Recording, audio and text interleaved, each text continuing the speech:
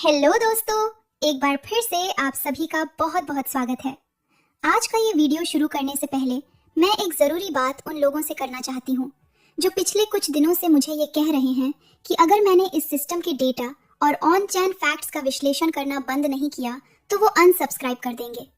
तो सुनिए, मेरा मकसद यहाँ सिर्फ भीड़ इकट्ठा करना नहीं है, बल्कि उपलब्ध डेटा के आधार पर आप जैसे निवेशकों को जागरूक करना है। अगर आपको लगता है कि फैक्ट्स और लॉजिकल एनालिसिस देखना आपके लिए सही नहीं है, तो ये फैसला पूरी तरह आपका है। लेकिन हाँ, जिन लोगों को सिर्फ रिसर्च और मार्केट की हकीकत पर भरोसा है, वो इस चैनल को सब्सक्राइब जरूर कर लें, क्योंकि यहाँ आपको वो जानकारी मिलेगी जो शायद आम जूम मीटिंग्स में नजर नहीं आती। अब सीधा चलते हैं आज के सबसे बड़े अपडेट पर। इनके ऑफिशियल हैंडल से जो ट्वीट आया है उसे ध्यान से देखिए। ट्वीट कहता है, Currently, the only announced method to qualify for the future ANB airdrop is by burning LGNS to Mint A to secure your airdrop allocation. इसका आसान शब्दों में मतलब ये निकल रहा है कि भविष्य के ANB airdrop के लिए फिलहाल जो इकलौता तरीका बताया गया है वो है अपने LGNS को बर्न करना। आगे ये गणित समझाते हैं कि एक LGNS बराबर एक A बराबर एक USD और एक USD बराबर एक A। लेकिन ये जरूरी नहीं कि एक A बराबर एक LGNS हो। दोस्तों, ये गणित काफी कुछ साफ कर रहा है। यहाँ से ये संकेत मिल रहा है कि LGNS की वैल्यू $1 के बराबर स्थिर नहीं है। ये आपको A जैसे एक स्टेबल कॉइन की तरफ ले जा रहे हैं, लेकिन उसकी शर्त आपके एसेट्स की बर्निंग रखी गई है। बिना किसी गारंटी के अपने टोकन्स को बर्न करने में जो रिस्क हो सकता है, क्या आपने उस पर गहराई से गौर किया है? अब बढ़ते हैं अगले अपडेट की तरफ, जहां इन्होंने खुद एक बहुत बड़ी गलतफहमी दूर करने की कोशिश की है। इनके ट्वीट में लिखा है कि बहुत से लोग ये समझ बैठे थे कि DAI या LGNS को सिर्फ स्टेकिंग पर लगाने से उन्हें भविष्य का ANB एयरड्रॉप मिल जाएगा, लेकिन अब डेटा कुछ और ही इशारा कर रहा है। इनका ट्वीट साफ साफ कह रहा है, The truth is now surfacing. Burning LGNS to my net, it is the exclusive requirement to secure the ANB airdrop allocation. इसका संकेत ये मिल रहा है कि आपके एसेट्स आपके वॉलेट में सुरक्षित रहने से आपको एयरड्रॉप मिलने की संभावना नहीं दिख रही। ये एक स्ट्रिक्टली लॉजिकल प्रोग्रेशन के नाम पर आपसे आपके एसेट्स की बर्निंग की शर्त रख रहे हैं। इसके साथ ही इनके गेल ब्रिज को लेकर भी कुछ दावे किए गए हैं। ट्वीट के अनुसार एक मैच्योर ब्रिज सिर्फ एसेट्स को एक जगह से दूसरी जगह नहीं ले जाता, बल्कि वो सिस्टम की जटिलताओं को खत्म करने का दावा करता है। यहाँ सिंगल सिग्नेचर ट्रांसफर और प्रूफ बेस्ड वेरिफिकेशन जैसे तकनीकी शब्दों का इस्तेमाल किया गया है। लेकिन यहाँ एक बड़ा सवाल खड़ा होता है, क्या ये सिस्टम वाकई उतना मैच्योर हो चुका है जितना दावा किया जा रहा है, या फिर ये सिर्फ भारी भरकम शब्दों के जरिए निवेशकों का भरोसा जीतने की एक कोशिश है? क्योंकि जब तक किसी भी ब्रिज का मजबूत ऑडिट डेटा और बाहरी लिक्विडिटी के असली नंबर सामने नहीं आते, तब तक इन दावों को पूरी तरह से मान लेना किसी भी निवेशक के लिए एक रिस्क भरा फैसला हो सकता है। किसी भी नए फाइनेंशियल एरा में एक्सेस और कंट्रोल किसके हाथ में है, ये समझना सबसे जरूरी है। इसी एक्सेस और कंट्रोल को समझने के लिए जब मैंने पिछले वीडियो में आपके सामने गो प्लस सिक्योरिटी का लाइव डेटा रखा था, तो उसे देखकर कमेंट्स की झड़ी लग गई। एक भाई ने तो बहुत ही दिलचस्प बात कही है।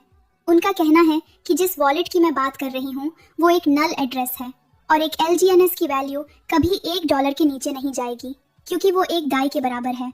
साथ ही उन्होंने ये भी बताया कि कल $10 करोड़ का टारगेट सिर्फ 3 मिनट में पूरा हो गया, जो उनके हिसाब से सिस्टम की मजबूती है। चलिए कल के उस डेटा के साथ इस स्थिति को भी थोड़ा समझते हैं।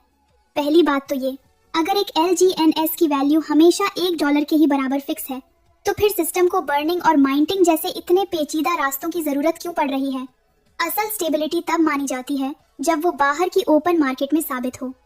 रही बात 3 मिनट में टारगेट पूरा होने की, तो क्रिप्टो की दुनिया में इसे अक्सर फोमो कहा जाता है, जहां तेजी से बढ़ती डिमांड लोगों को जल्दी फैसला लेने पर मजबूर कर सकती है।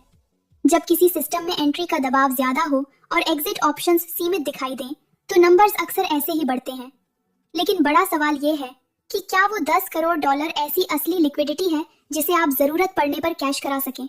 क्योंकि डेटा तो साफ दिखा रहा है कि असली लिक्विडिटी फिलहाल लगभग 5% के आसपास ही नजर आ रही है। मेरा मकसद आपको डराना नहीं, बल्कि ये दिखाना है कि कहीं ये नंबर्स आम निवेशकों के लिए कोई मुश्किल स्थिति न पैदा कर दें।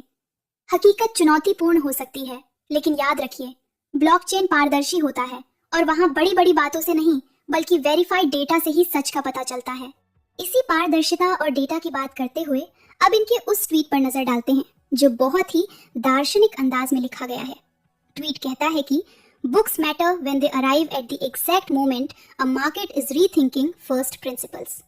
यहाँ फ्रीडम ऑफ मनी यानी पैसों की आजादी जैसे भारी शब्दों का इस्तेमाल किया गया है और ये दावा किया जा रहा है कि पैसा अब सिर्फ लेन देन का जरिया नहीं बल्कि एक्सेस और कंट्रोल की एक बड़ी बहस है। सुनने में ये बातें बहुत प्रभावशाली लगती हैं, लेकिन क्या वाकई ये सिस्टम आपको वैसी आजादी दे रहा है जैसी सोची गई थी? असल में जब एयर ड्रॉप के नाम पर एसेट्स को बर्न करने की शर्त रखी जाती है तो ये आजादी से ज्यादा एक तरह का डिजिटल कंट्रोल महसूस होता है। असली फाइनेंशियल फ्रीडम अक्सर उसे माना जाता है जहां आप अपने एसेट्स के खुद मालिक हों, न कि किसी फाउंडेशन की स्ट्रिक्ट लॉजिकल प्रोग्रेशन जैसी शर्तों में बंधे हों। ये लोग फाइनेंस की उन पटरियों को बदलने की बात कर रहे हैं जिस पर भविष्य का सिस्टम चलेगा, लेकिन बड़ा सवाल ये है कि क्या ये पटरियां वाकई सुरक्षित है?